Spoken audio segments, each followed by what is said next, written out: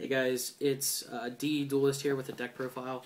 I'm going to be profiling my Geargias for you today. It's pretty standard, but there's a cool text. First you play your 3 armor.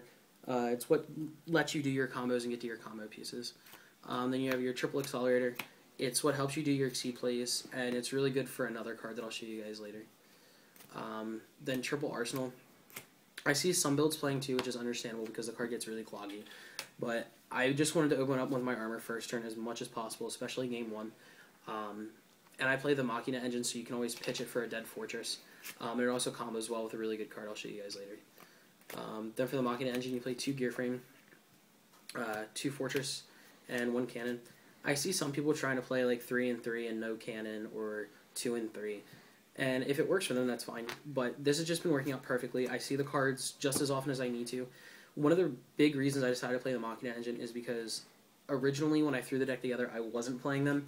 And I felt like a lot of the time when I would do my Gigant searches, I was getting cards like, you know, an extra accelerator or another arsenal. And those cards really weren't doing anything for me at the moment because my board was already established. But this engine allows you to use your Gigant to search out your gear frame, to search out your fortress, and just keep your combos going. It constantly puts pressure on your opponent, and it's more pluses for the deck.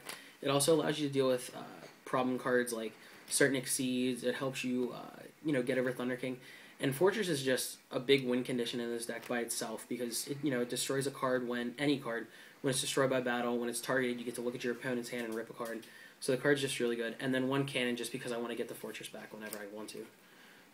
Then for the Karakuri, you play 2 Watchdog and 1 Strategist. This is the level 3 tuner that lets you flip your arsenal, which is really good. Food's done, Jamie. Mm-hmm. Then 2 Watchdogs simply because it's just a level 4 tuner. Machine tuner. Then you play 2 Veiler. Our locals, for whatever reason, is just a whole bunch of Chaos Dragons and Rock Stun and Heroes for whatever reason. So Maxi really does nothing against that deck, but Veiler kind of slows them down. And Veiler, I felt like you need to play hand traps this format in some sort. And Maxi's obviously terrible against those decks. So I threw in Veiler. If we were going to a larger scale event, I might switch these up. I don't know, I'd have to test. That's all the monsters. I want to fit in a Gores, but I just don't have the space right now because I'm in exactly 40 and I don't want to go to 41, but I want to fit it in. Spell and trap removal, we have triple space and heavy, just because you need to get your plays through. 1 mind control. This card I threw in at the last second. It's really good though. It helps you deal with Thunder King, which doesn't completely hinder this deck like Thunder King does in some decks, but it definitely slows this down and allows you to get rid of it in the sense that you can summon any rank or any level 4 mind control of Thunder King and make an exceed to get rid of it. It allows you to push for game if your opponent's sitting on a Zen Mains or a Spirit Reaper or a face down Snowman or something like that. So the card's just really good. 1 Avarice, Reborn, and Hole. Then for the traps, you play double Prison, double Bottomless, and double Compulse. My personal belief is that if you're playing any kind of deck that has an extensive trap lineup, I feel like you need to be playing these 6 cards. Deep Prison's great because it deals with big problem cards like Pulsar and Shining that you don't want to just destroy, along with Thunder King.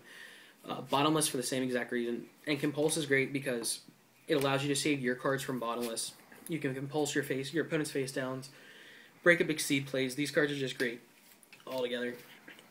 And then for other more traps, you have Double Warning. It's pretty standard. One of the best cards in the deck is Double Call. I talked to my good friend Jeff Strain, and he originally told me to play this card. I believe it was Sam Pedigo that played it at Toronto. But this card is absolutely insane just because you can do plays where if you go, first turn, you can summon your arsenal, tribute it, get your armor, set it, and then you can set your call. And then, your opponent probably won't attack into it. And then during end phase, you can call back your arsenal.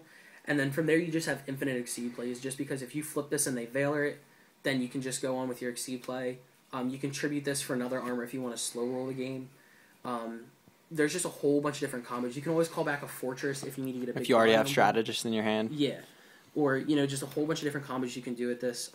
The other play that a lot of people don't really realize about this card is that if you have it set or something and your opponent goes space, you can chain it to your accelerator to bring it back.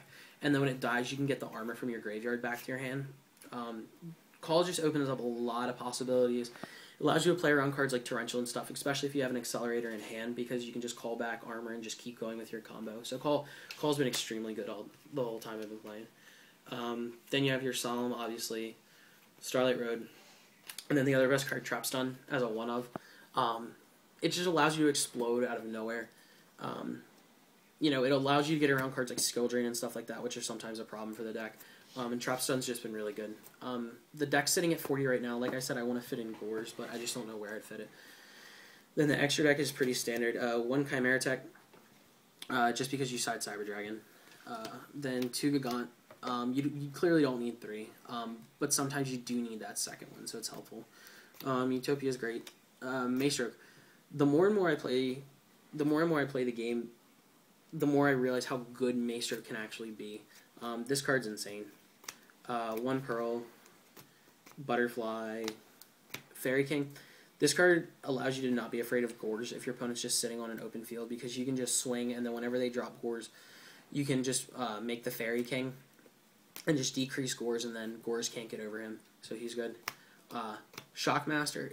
The card's situational, but it's enough that you should be extra decking it. I played against Samurai the other day at Locals. He aped on me game 1. Game 2, I opened up double Accelerator and Armor.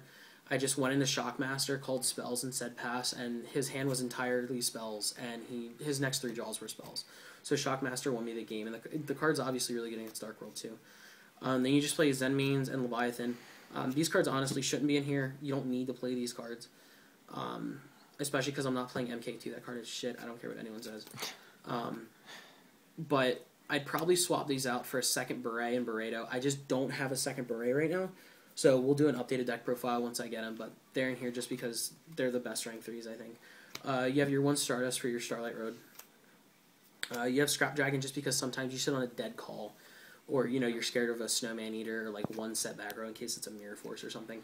So you can just pop it with Scrap Dragon. And then you have your 1 Beredo and 1 Beret, just to do your Exceed plays and just spam off.